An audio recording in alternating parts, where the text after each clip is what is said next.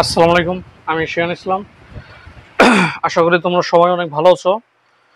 তোমাদের সকলের দোয়া এবং ভালোবাসায় আমি ইনশাল্লাহ তোমাদের ভালো আছি। সুপ্রিয় শিক্ষার্থী, তোমাদের কিছুদিন পরে এসএসসি পরীক্ষা। তো এসএসসি পরীক্ষার আগে তোমাদের গুরুত্বপূর্ণ অধ্যায়টা হচ্ছে পরিসংখ্যান। তো সেই পরিসংখ্যানকে সহজ করার জন্য আমরা ক্লাস দিতেছি। আজকে আমরা সেই পর্বে এসেছি তোমাদের জন্য। আজকে আমাদের ক্লাসে কথাবার্তা হবে সর্বশেষ প্রশ্ন, পরিসর কি, পরিসর নির্ণয় করো, শ্রেণী সংখ্যা নির্ণয় করো। এই দুইটা প্রশ্ন, একটা হলো পরিসর নির্ণয় করা আর একটা হলো শ্রেণী সংখ্যা নির্ণয় করা।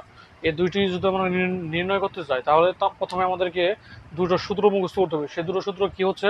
প্রথম সূত্রটা হচ্ছে হলো পরিসর সমান বৃহত্তম সংখ্যা বিয়োগ ক্ষুদ্রতম সংখ্যা যোগ 1। আর একটা সূত্র কি হচ্ছে? শ্রেণী সংখ্যা সমান পরিসর ভাগ শ্রেণী ব্যাপ্তি অথবা শ্রেণী ব্যবধান। পরীক্ষাতে শ্রেণী ব্যাপ্তি বলে দিতে পারে, শ্রেণী ব্যবধান বলে দিতে পারে। আবার পরিসর মানে কি? বৃহত্তম সংখ্যা মানে সবচেয়ে বড় সংখ্যা। যেমন এখানে একটা 25 জন শিক্ষার্থীর নাম্বার দেওয়া আছে, এর মধ্যে একজন সবচেয়ে বেশি পেয়েছে। যে সংখ্যাটা সবচেয়ে বেশি বেশি পেয়েছে এখানে, সেটাই হলো বৃহত্তম। আর যে সংখ্যাটা সবচেয়ে ছোট, সেই সংখ্যাটার নাম কি? ক্ষুদ্রতম। তো আমাদের এগুলো সুন্দরভাবে বুঝতে হবে এবং বোঝার পরে আমাদের অ্যান্সার করতে হবে। এটা খুবই ইম্পর্টেন্ট জিনিস। আগে আমরা দেখি যে আমাদের এখানে কি করতে বলছে, আমরা একটু করার ট্রাই করি। আমরা প্রথম প্রশ্নটা ট্রাই করি। এখানে বলা হয়েছে পরিসর নির্ণয় করো, খুবই ইম্পর্টেন্ট একটা প্রশ্ন। যদি সরাসরি পরিসর এখন বলতে আসে না এরকমভাবে, কিন্তু আমরা যদি ম্যাথ করতে চাই তাহলে আমাদের পরিসর বের করা লাগবে। আর পরিসরের সূত্রটা কি হচ্ছে? বৃহত্তম সংখ্যা বিয়োগ ক্ষুদ্রতম সংখ্যা যোগ 1। তাহলে আমাদের এখান থেকে বলা হলো যে পরিসর নির্ণয় করো। কোনো বিদ্যালয়ে 25 জন শিক্ষার্থীর 5 নম্বর, 25 জন শিক্ষার্থী, এটা নাম্বার বলে দিচ্ছে। তাহলে আমাদের এখান থেকে পরিসর বের করতে হবে। তো পরিসর সূত্র আমরা জানি যে বৃহত্তম সংখ্যা বিয়োগ ক্ষুদ্রতম সংখ্যা। তাহলে আমরা লিখতে পারি যে দেওয়া আছে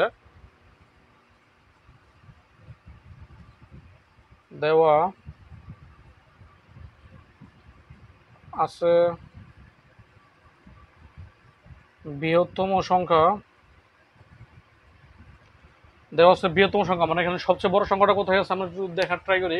77, 91, 91, 91, 92 আছে এখানে। 92 এখানে সবচেয়ে 95, সবচেয়ে বড় সংখ্যাটা হচ্ছে 95। আর একটা কি সংখ্যা বের করতে হবে? ক্ষুদ্রতম সংখ্যা।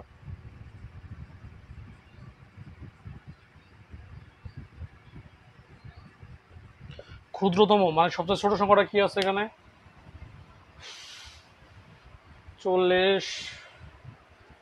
এখানে সবচেয়ে ছোট সংখ্যা হলো 40, এর নিচে কোনো সংখ্যা নাই। তাহলে আমাদের সূত্র অনুযায়ী আমাদের কি বলা হয়েছে? বৃহত্তম সংখ্যা বিয়োগ ক্ষুদ্রতম সংখ্যা যোগ 1। তো আমাদের বৃহত্তম সংখ্যাটা তাহলে আমরা কি পেয়ে গেলাম ইতিমধ্যে? আমরা বৃহত্তম সংখ্যা পেয়ে গেলাম ইতিমধ্যে 95 এবং ক্ষুদ্রতম সংখ্যা পেয়ে গেলাম 40। তাহলে আমরা এখন লিখতে পারি যে আমরা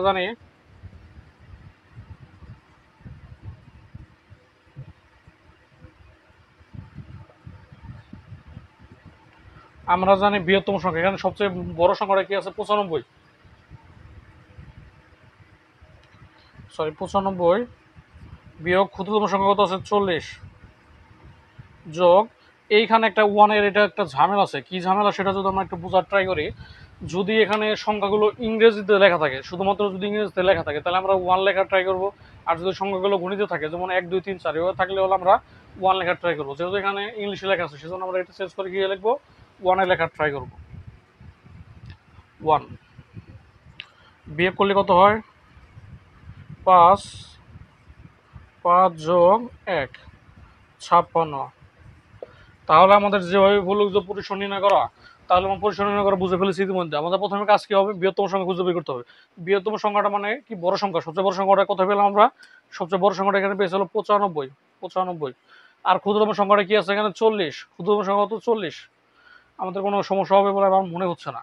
আর এখান থেকে আমাদের সর্বশেষ আমরা যদি এটা মুছে ফেলি, যে শ্রেণী সংখ্যা নির্ণয় করা যদি আমাদের বলা হয়,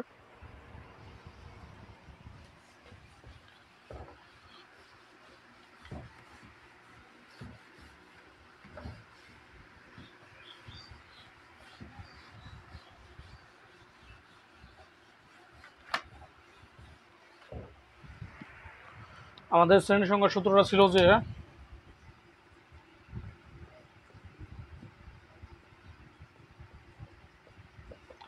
সমান, আমরা যদি একটু এবার সাথে লেখা ছিল আমাদের যে শ্রেণী সংখ্যা সমান পরিসর ভাগ শ্রেণী ব্যবধান তোমার শ্রেণী ব্যবধান। তোমাকে প্রশ্ন বলে দেবে যে শ্রেণী ব্যবধি 5 ধরে বা শ্রেণী ব্যবধান 5 ধরে বা 7 ধরে বা 4 ধরে বা 10 ধরে। শ্রেণী ব্যক্তি অথবা শ্রেণী ব্যবধান যে কোনো একটা থাকবে। যদি সেখানে থাকে যেমন পরিসর তো আর চেঞ্জ হবে না, পরিসর এখানে যা আছে তাই থাকবে ইনশাল্লাহ। আর নিচে থাকবে হলো শ্রেণী ব্যাপ্তি অথবা শ্রেণী ব্যবধান। এর আগে লেখা ছিল বোঝানোর চেষ্টা করছি, তোমরা বুঝে আশা করি।